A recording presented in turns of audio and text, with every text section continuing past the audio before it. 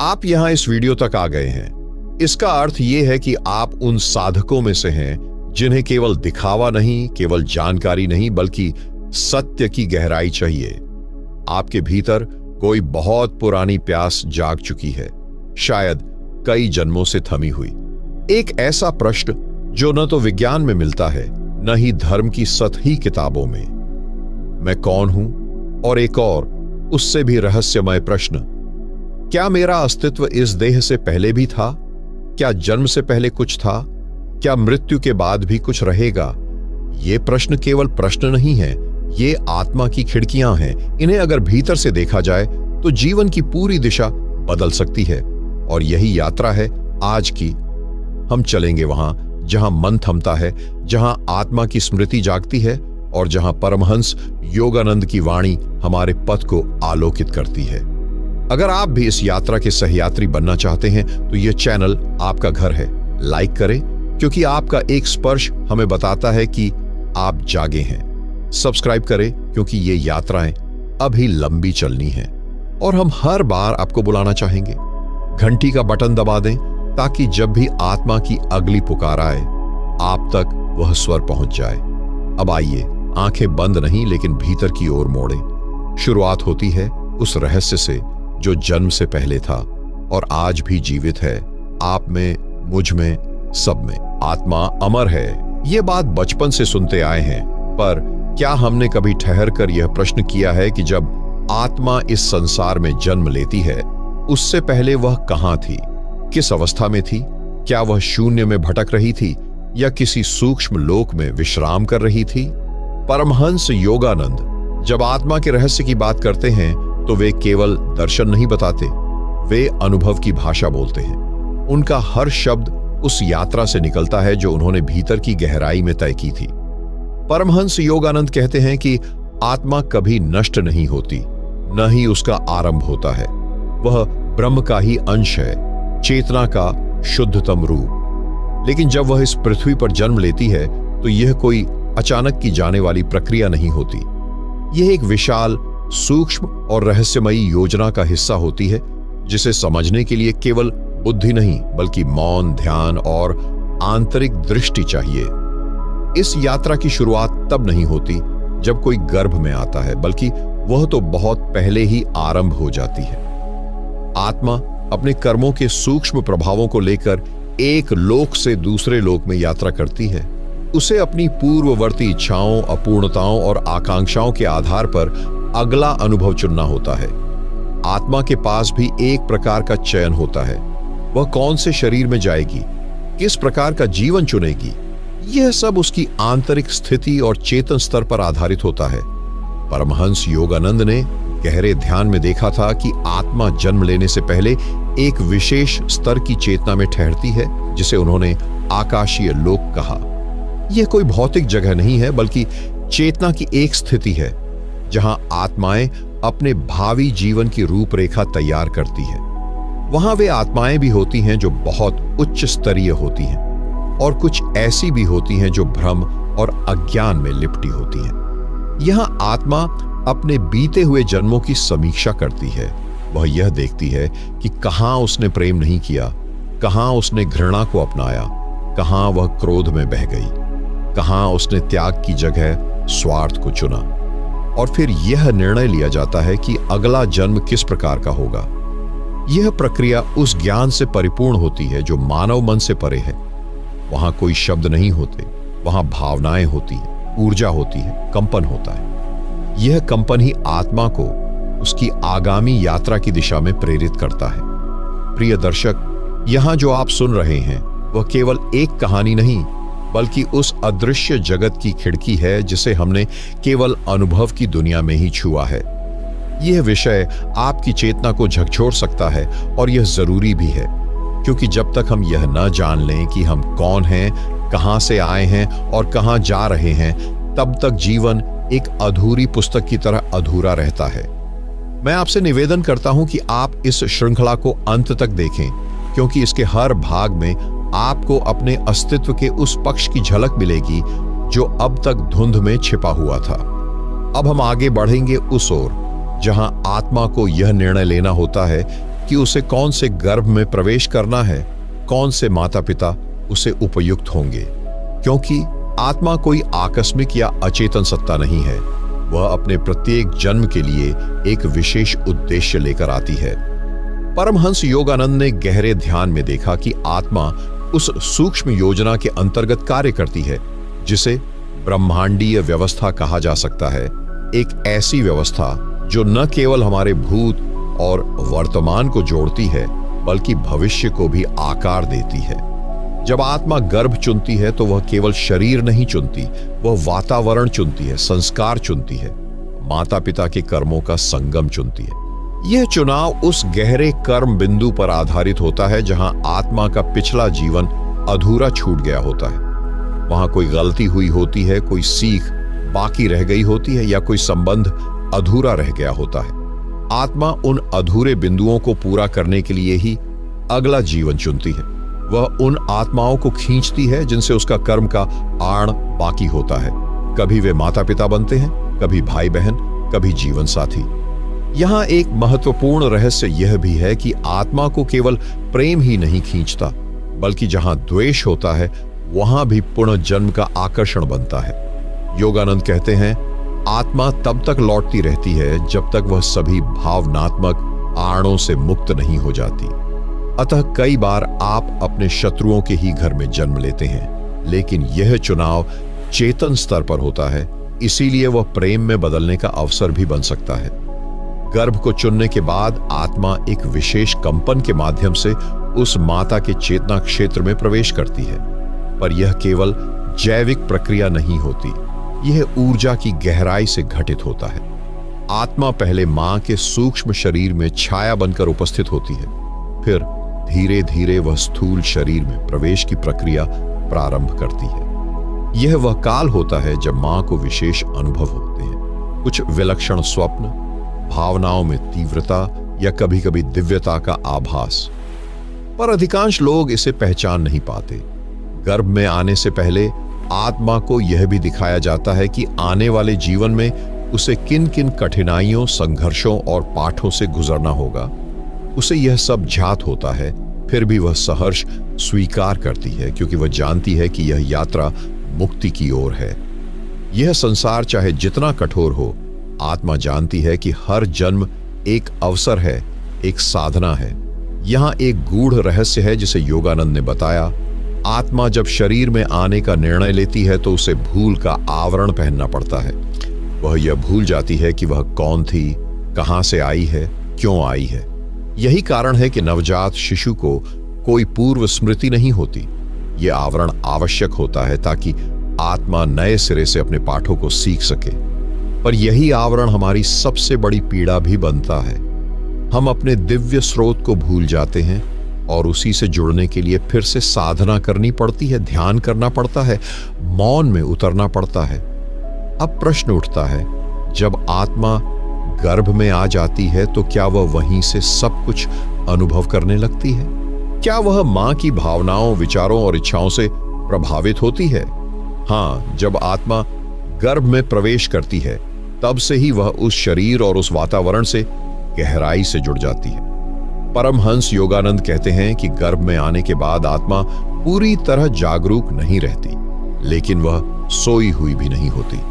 वह एक मध्य अवस्था में होती है, जैसे कोई बहुत गहरे ध्यान में बैठा हो, चारों ओर से ध्वनि और ऊर्जा आ रही हो, पर फिर भी भीतर मौन छाया हो।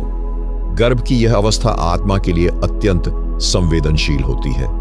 मां का प्रत्येक विचार, उसकी प्रत्येक भावना, उसका डर, उसका प्रेम, सब कुछ उस सूक्ष्म आत्मा के चेतन में गूंजता है। यही कारण है कि वेदों में कहा गया है कि गर्भ संस्कार सर्वोच्च होते हैं, क्योंकि यही वह काल होता है जब आत्मा को दिशा दी जा सकती है। अगर मां भय में है, क्रोध में है, चिंता में है, तो वह कंपन आत्मा की पहली छाप बन जाता है। अगर मां मौन में है, प्रेम में है, श्रद्धा में है, तो आत्मा को वह गुण सहज रूप से प्राप्त होता है।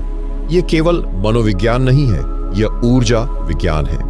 योगानंद कहते हैं कि मां का मन ही उस समय आत्मा की पहली पाठशाला होता है। वह जो सोचती है वही आत्मा के पहले संस्कार बनते हैं।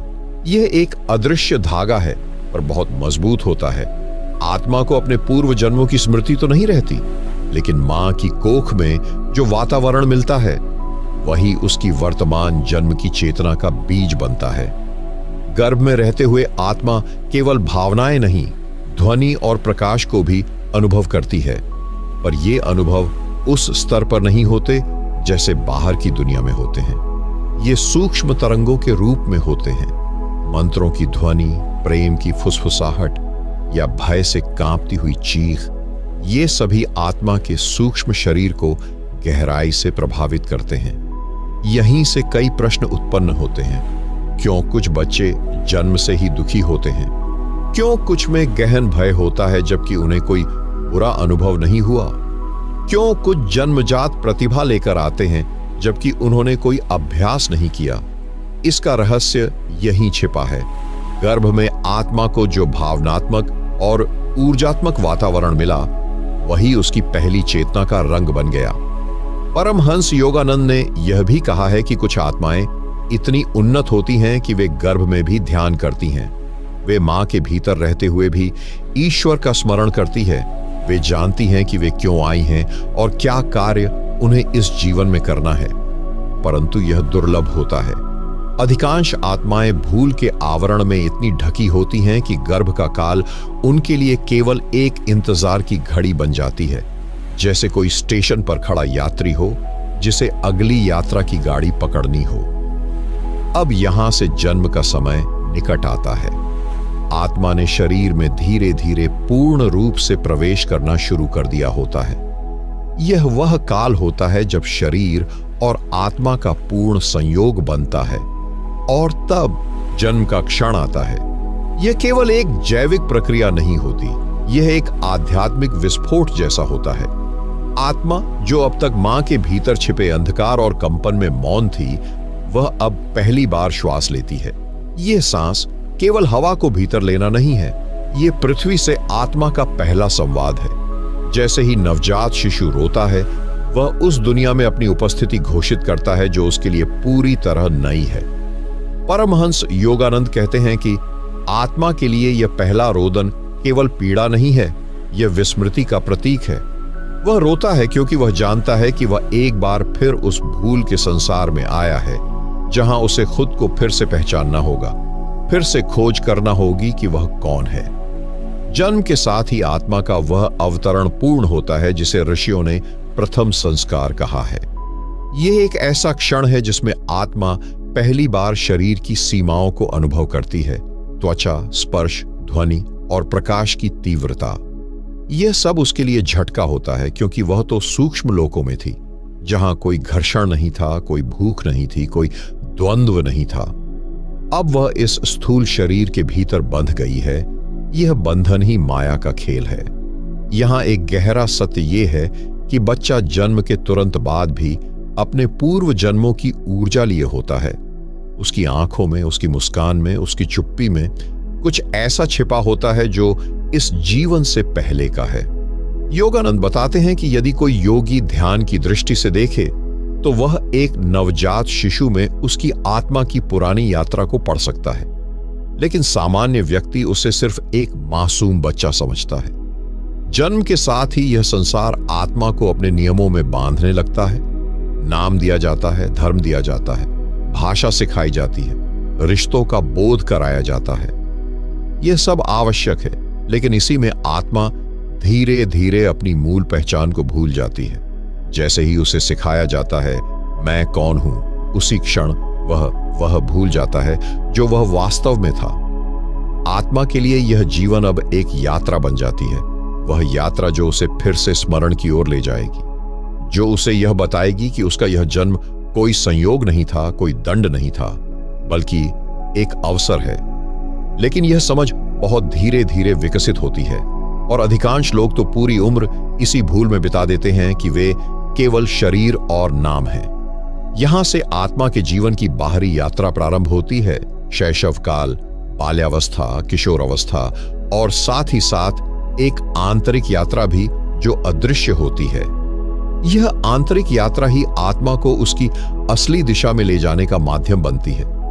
पर क्या आत्मा को जीवन के दौरान संकेत मिलते हैं कि वह कौन है, कहां से आई है।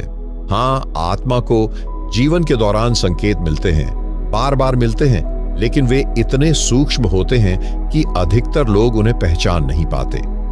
ये संकेत स्वप्न में आते हैं, किसी संगीत की गूंज में आते हैं, किसी अपरिचित चेहरे को देखकर एक अजीब सी पहचान में आते हैं, जैसे कोई भूली हुई भाषा हो जो अचानक किसी शब्द के रूप में कानों में गूंज जाए। आत्मा चौंकती है, ये कहां से आया? पर मन तुरंत कहता है, यह कुछ नहीं, बस एक भ्रम है। परमहंस योगानंद कहते हैं कि आत्मा कभी भी पूर्णतः अज्ञान में नहीं रहती। वह जैसे एक कोहरे से ढकी होती है, पर भीतर से जानती है कि उसका स्रोत कहीं और है। यही कारण है कि कभी कभी बिना किसी कारण के एक बेचैनी जन्म लेती है।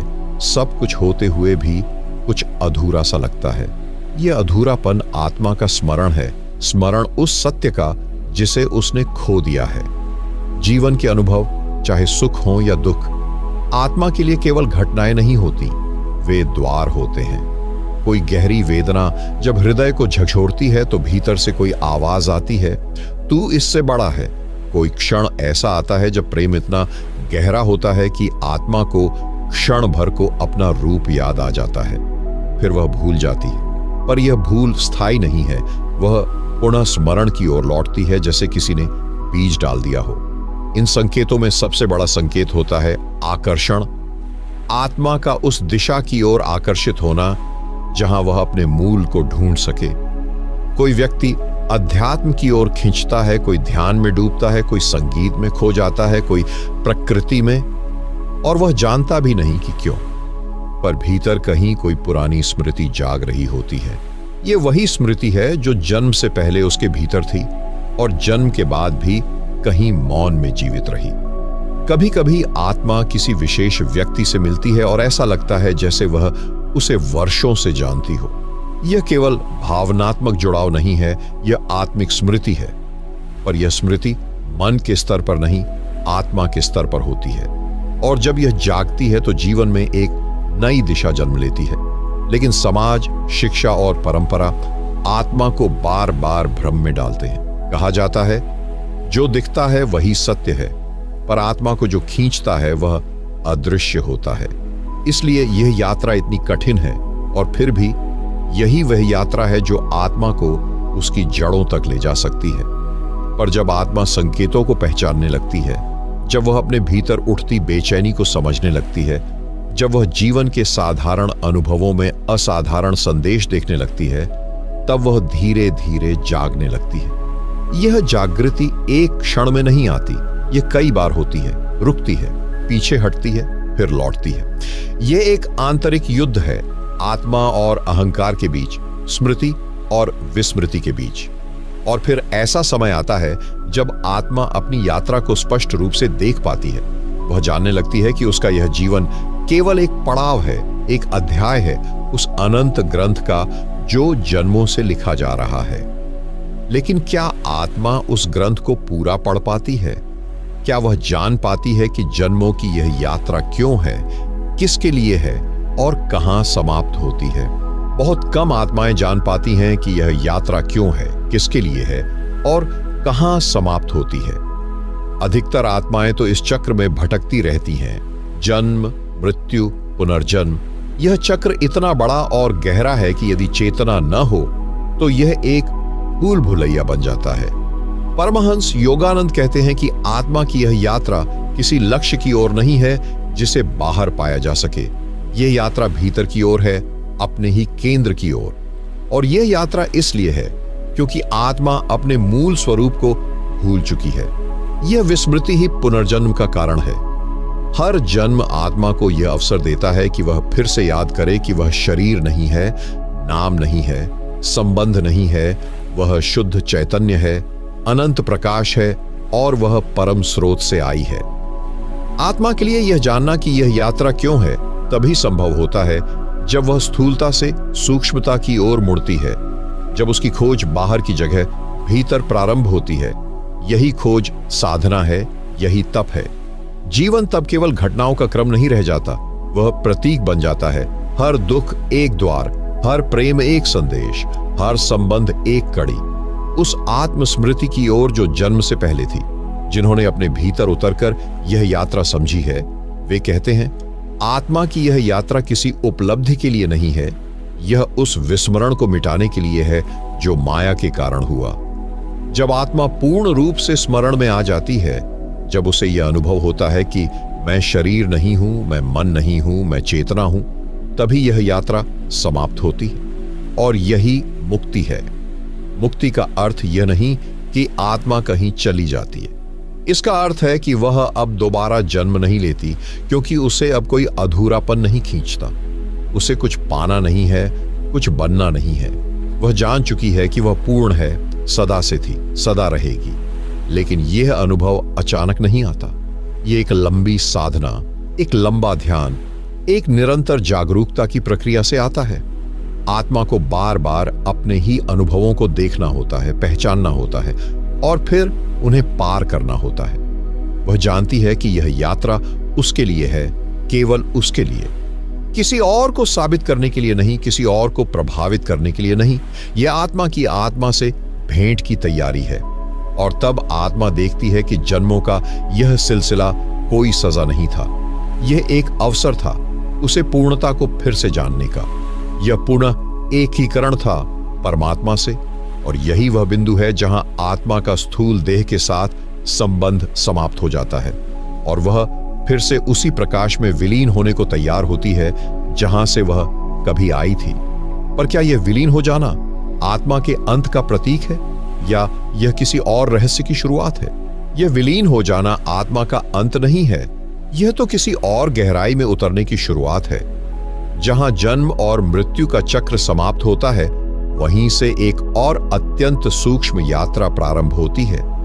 यह यात्रा अब व्यक्त से अव्यक्त की ओर होती है, जहां आत्मा केवल अपना नहीं, संपूर्ण अस्तित्व का अनुभव करती है। परमहंस योगानंद कहते हैं कि जब आत्मा परमात्मा में विलीन होती है, वह खोती नहीं, वह पहली बार पूर्ण रूप से होती है। यह विलीनता जल का समुद्र में मिल जाना नहीं है, बल्कि बूंद का जान जाना है कि वह सदा से समुद्र थी। आत्मा अब स्वयं को सीमाओं से मुक्त पाती है, न शरीर की सीमा, न नाम की, न कर्मों की। वह सब कुछ बन जाती है जो था, जो है और जो होगा। इस अवस्था में प्रवेश करने के बाद चेतना ब्रह्म चेतना बन जाती है। यह वह स्थिति है जहां ना कोई इच्छा शेष रहती है, ना कोई प्रश्न, केवल मौन बचता है। और यह मौन शब्दहीन नहीं होता, यह मौन हजारों उत्तरों से भरा होता है। आत्मा अब किसी स्वरूप में नहीं, केवल उपस्थिति में होती है। वह प्रकाश बन जाती है, शुद्ध प्रेम बन जाती है, एक दिव्य स्पंदन बन जाती है।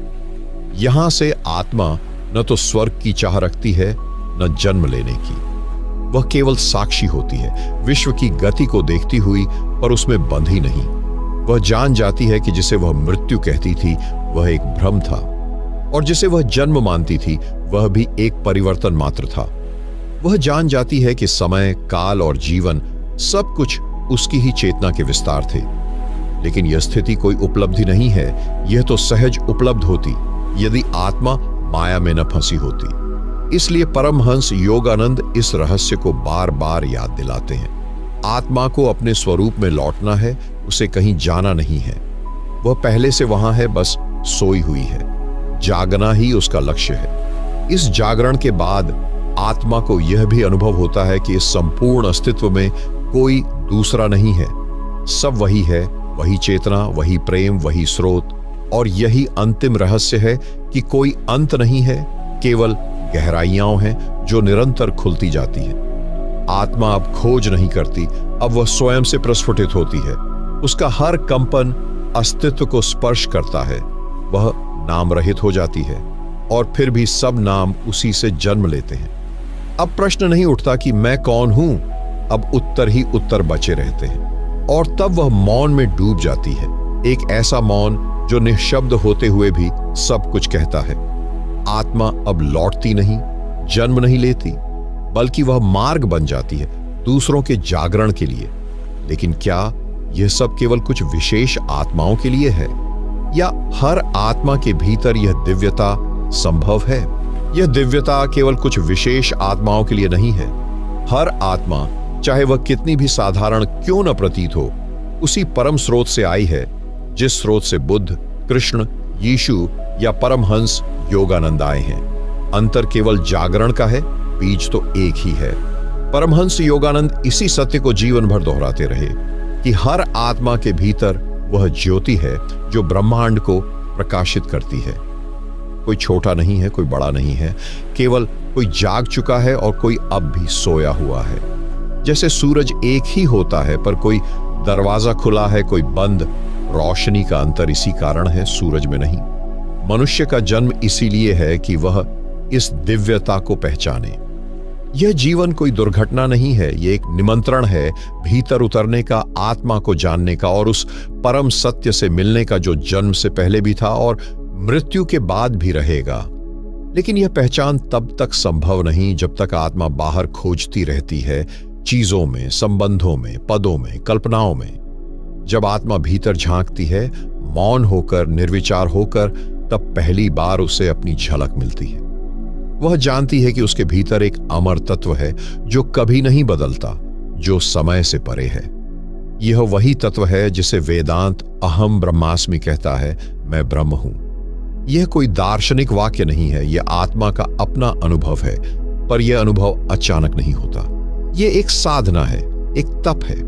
आत्मा को अपने ही अंधेरे में जलना पड़ता है, भ्रमों की राख से गुजरना पड़ता है, मोह की दीवारें तोड़नी पड़ती हैं, और जब वह सभी परतों को पार कर लेती है तो भीतर से वही रोशनी फूटती है जो बुद्ध से फूटी थी, वही प्रेम जो यीशु से बहा था, वही शक्ति जो योगानंद की आंखों से झलकती थी।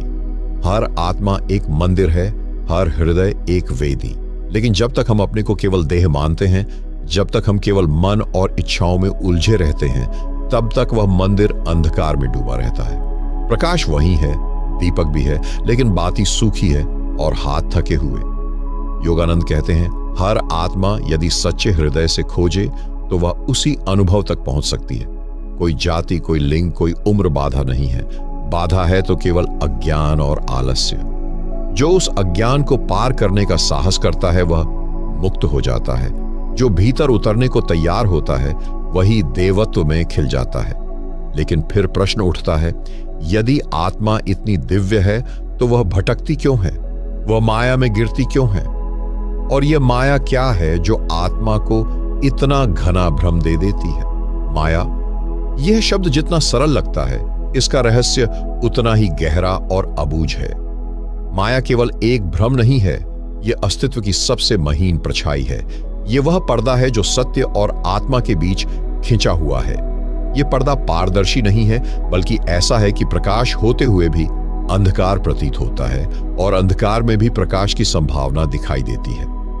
परमहंस योगानंद माया को अस्तित्व की कॉस्मिक ड्रीम कहते हैं, ब्रह्म की वह शक्ति जो संसार को रचती है, चलाती है और मिटा देती है।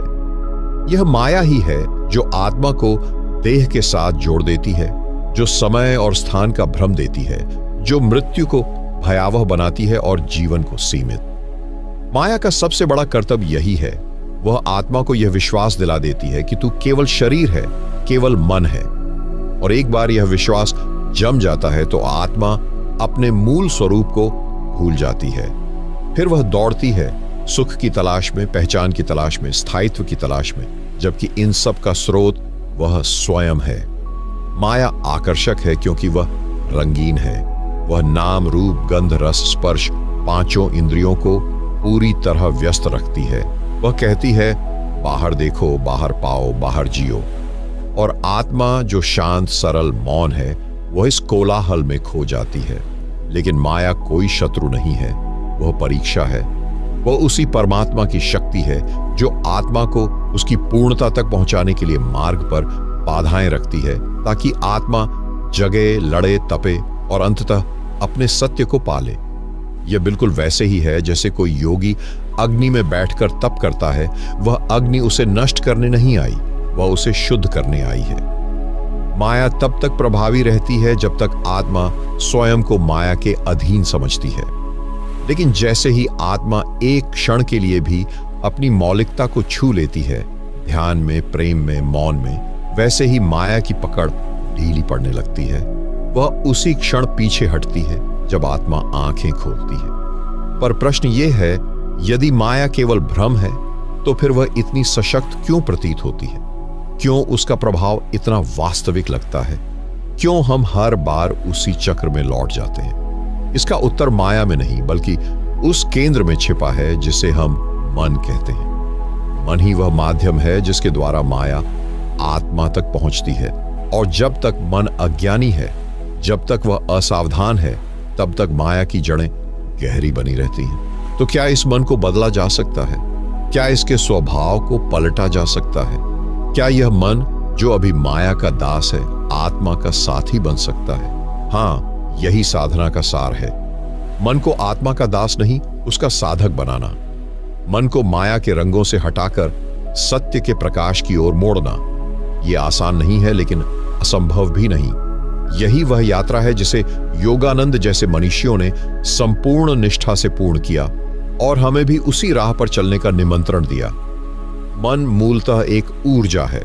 वह जैसा रंग डाले वैसा ही बन जाता है। यदि वह इंद्रियों की ओर बहता है तो माया का दास बनता है। यदि वह भीतर की ओर मुड़ता है तो आत्मा का साधक बन जाता है।